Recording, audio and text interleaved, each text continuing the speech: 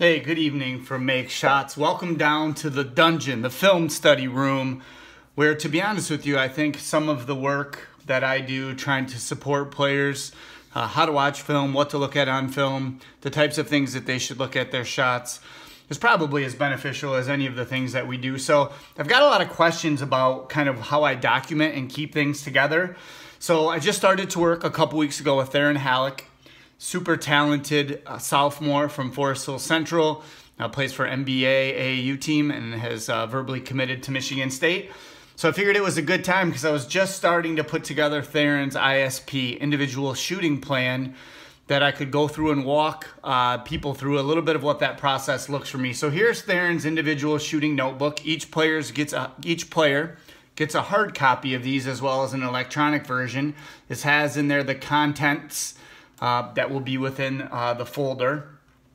And then there's each of our workouts are listed here. So here's the first workout that we did together.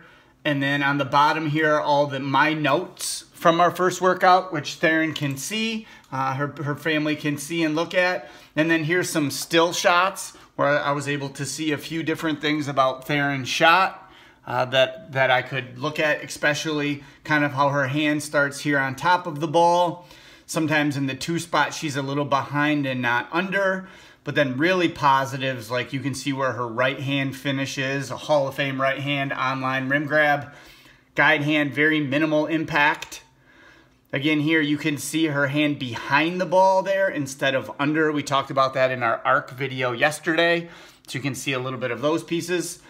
And then down into here is our second workout where I took a little bit more film. I took some more notes down here on the bottom, which then leads into the creation of this document. So all my one-on-one training is basically guided by this individualized shooting plan. This ISP is truly the document that guides all of our work. It's our GPS, so to speak. So up on top here are 15 of the most important skill elements I believe you need to be a great shooter. So there's 4 in the bottom third of the shot, 4 in the middle third of the shot, and then 7 in the top third of the shot. So after working out with Theryn a couple times, looking through all of these still shots, looking through my notes, to develop the most important part of this plan, which is what skills are we gonna focus on and what things is she already really good at, I needed to do some film work and analysis. So each one of these are YouTube links of parts of her shot that I filmed. And so you can see I watch each of those shots, slow it down into different components, and then give notes under each one. So here's the 1-2 shoot drill we did. And here's a couple of my notes for Theryn. The hand got under the ball at spot 2. Her elbow was in good alignment. High release with a really short tunnel. We'll talk about that in a second.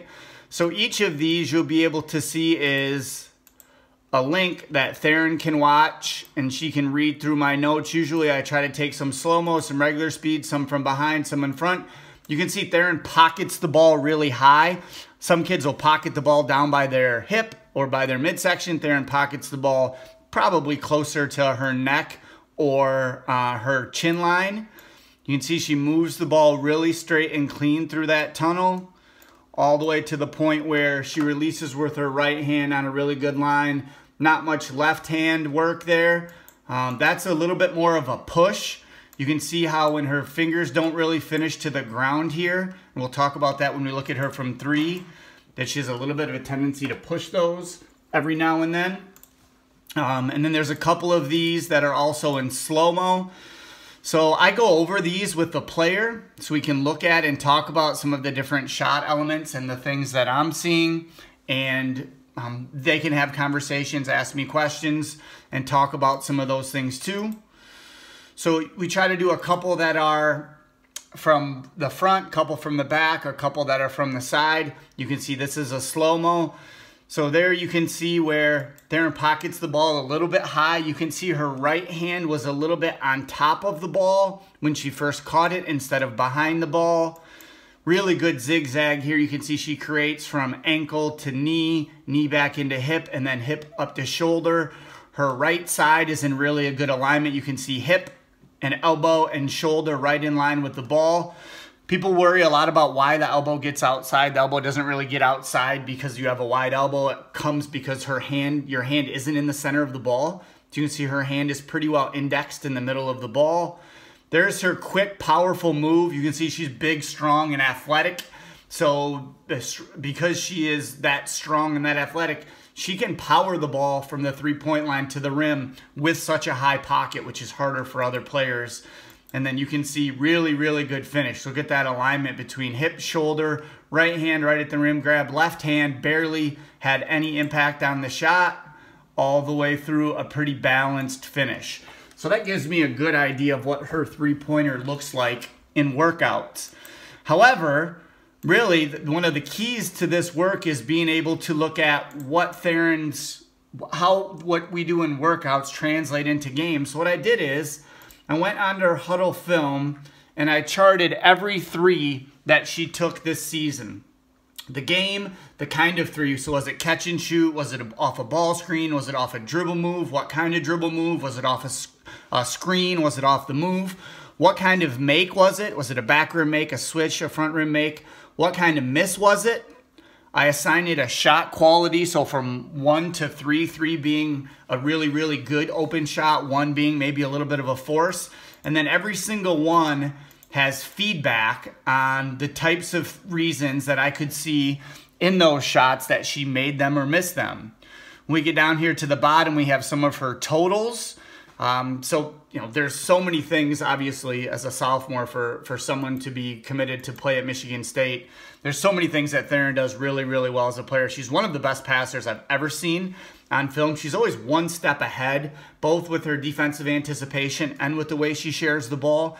She's great at creating shots. She's an unbelievable finisher. A lot of the work with I'm Possible and ways that she handles the ball and finishes at the rim. And she's a good three-point shooter. I mean, this is only through 14 games. 32% on threes, 35% catch and shoot, 30% off the dribble. But here is where I add up the kind of makes and the kind of misses. So we see of the shots that I charted, Theryn missed 51 threes. She missed 27 of them off the front rim. So when I think about those and I look at some of those, I put them together into groups for her on film. So here's a couple threes that Theryn missed in games where they were pushes, where some of the reason that she missed were her elbow didn't get high enough, so it was really low arc angle, probably in the high 30s, low 40s, and she didn't really finish her shot. So here's an example of a push where you can see her hands get to her hips really quickly right here, and she really never completes the shooting motion, which leaves her really flat with her overall arc. Another reason that sometimes Theryn missed some threes was her hand never got under the ball. So I kind of take a couple of those that I grouped together where her hand never gets under the ball at the 2 spot, making it almost impossible for her to create enough arc to make the shot. So here she is here off the catch. And right there you can see she's just behind. That hand never gets here. That hand stays behind the ball. She's square, her pocket's good, but you can see it's that pushing motion, and then look how fast her hands get to her hips. So she never really shoots the last 10% of that shot. Now she goes and follows it well, but if you watched my video earlier this week, I'd rather have her finish that shot and make it than worry about following the shot, because we're not thinking about misses anyway. We're only thinking about watching that ball go through the net. So there's a couple on here where she can see, Theryn can really see that unfinished symphony. It's a shot that's not quite completed. And for her, that means she stayed behind and she pushed a little bit. Here's another example of that from the top. See that quick push and then hand snap back. And then one other one is kind of a similar reason. That was from the wrong category. Here's one other of those from that same group that I put together for her to watch. What do your common misses look like? So you can see that's a push and then a run after. Right? So we really weren't focusing on the important shot elements to finish the shot. With her athleticism and effort, she can get to almost any rebound. So that part is a good aspect, but we're really focused on how do we make those. So it's hard for players because they feel like they're being scrutinized really a lot during these moments. So then let's look at some of the makes. We got to show kids, what does your make look like? So these are ones where I just said, this is it. You have great bounce, your elbow is high, you really finish. Here's a good example of her right here. Great bounce into the shot, really high finish, and you can see that arc. So that's a perfect example of her really holding a finish and getting through a shot. This is one where it just shows great rhythm and timing. Timing's such an important part of shooting. You can see her here with the dribble. She really stops and loads there. Look at her elbow get underneath the ball. Look how high that elbow is at finish compared to those other ones. And look how high the arc angle is. The ball almost goes off our screen. Here it is again. So she hops the power. Elbow gets to a super high spot at finish. And then it's a perfect swish on her end. So those are a couple examples of she can see when it looks really, really good. There's also a couple that I show her on here that are a little bit of a push, but because she has such Hall of Fame right hand alignment, that she can still make it. So you don't have to shoot a perfect shot for it to go in. Here's one where she catches at the top of the key. You can see she pushes a little bit and it gets a little flat, but she can still make it. She's a good enough shooter that she has some of those components. So back to the point, the individualized shooting plan. I have all of the videos and still shots in my notes from her first 2 workouts. I've watched her shoot 75 threes on film, which allowed me to look at these pieces. So now I can really get down to putting this individualized shooting plan together. So skills, everything in bold is something that she does really well already. Everything that's not in bold are things for us to work on. I kind of tell the player to ignore this top part. That's more for me than it is for them. It sometimes can even just make it a little too complicated. Here's where we want to focus. So these are the 3 things I'll be working with Theryn on. Making sure that when she catches the ball, her hand's behind the ball, not on top of it. That way she can rotate it to a spot where she gets her right hand under. So under, good under will be something Theryn will hear me saying a lot. Second, holding finish above the eye line. So hold on, shoot the last 10%, hold your finish, and for self-assessment, make sure her elbow finishes above the eye line. And then last, the last thing that we'll focus on and we'll work on a little bit here is evaluating her pocket position. So because she pockets the ball so high, it's going to allow her to get the shot off really quickly, which is great at the high school and obviously the Big Ten level. But is it too high? Because that leads to a really short shooting tunnel in which she can create arc and power. So I just wrote in there, I don't have to know everything. Theryn and I have worked together twice. This individualized shooting plan is a fluid document that will continue to change and adjust. I also tell kids there are some things you should never change. Her right hand alignment at finish is awesome. Anyone that tells her to change that is nuts.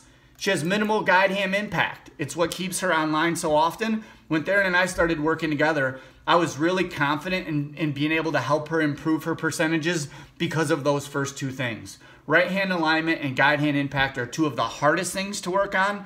So when people ask me, how is your work going to impact my son or daughter? A lot of it depends on what are their weaknesses and how hard are those weaknesses to improve. For Theryn, they're not things that are super hard to improve with a lot of reps and a lot of practice. And last, she has a complete vertical move of the ball through the tunnel. So she moves the ball very, very straight from point A to point B to release. And then she's really good at creating space for herself off the bounce. We're going to continue to expand that. So this next section is drills to match. So it doesn't do me any good just to tell kids they got to get better at these things up here. I got to tell them how we're going to do it. This is kind of like their homework. These are things that we'll do during training, but also they can do on their own. This will get bigger as we go. Shooting commitment. So I'll ask Theryn to make a commitment to me. How often is she going to work on these things? And then bottom part here, mental commitment when shots don't go in. So a big part of shooting is mental. All players have to make a commitment to which of these 5 things are they going to do when shots don't go in. Because shots are not going to go in. You're going to have bad shooting games, bad shooting practices, bad shooting AAU tournaments. And you have to have a go-to mindset that puts you at ease and allows you to not get frustrated, angry, and stop shooting the ball. So that's a little bit about how Make Shots works individually with players on developing an individual shooting plan. The parts of that plan, how I go about putting that plan together, what gets sent to players, and then how we work together. So I think that's a little part of Make Shots that's a little bit unique and different. I don't know anybody that's quite doing it this way or to this individualized extent with players. So super excited to continue this work with Theryn. Excited to have the opportunity maybe to work with your son or daughter or with you on something at this level. And for my Make Shots players that I train during the season, this is something that happens after every game. So excited to share that with you. Any questions, comments, or thoughts about the individualized shooting plan or how these pieces are put together, feel free to reach out to me. Stay safe. Day 4 of the shutdown here, trying to provide you Make Shots shooting content. Hope you enjoyed it. Talk to you soon.